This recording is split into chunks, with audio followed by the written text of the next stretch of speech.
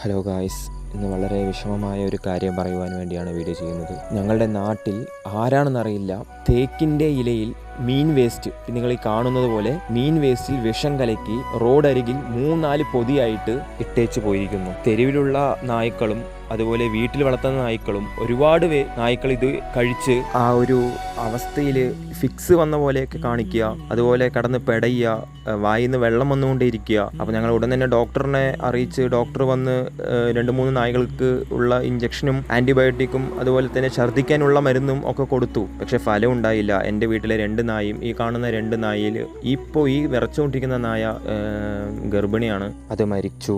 അതിൻ്റെ കൂടെ തന്നെ ഉള്ള നായും മരിച്ചു. ഇപ്പോൾ ഈ കാണുന്ന നാടൻ നായ മാത്രം രക്ഷപ്പെട്ടു. ഇതാര് തന്നെ ചെയ്താലും അവൻ എന്തായാലും ഒരിക്കലും ഗുണം പിടിക്കില്ല. അവൻ എന്തായാലും ഇതിനനുഭവിച്ചേ തീരൂ. എന്തായാലും വെറുതെ വിടാനുള്ള ഉദ്ദേശം ഞങ്ങൾക്കില്ല. ഞങ്ങൾ എന്തായാലും പോലീസ് സ്റ്റേഷനിൽ ഒരു കംപ്ലൈൻറ്റ് കൊടുക്കുന്നുണ്ട്.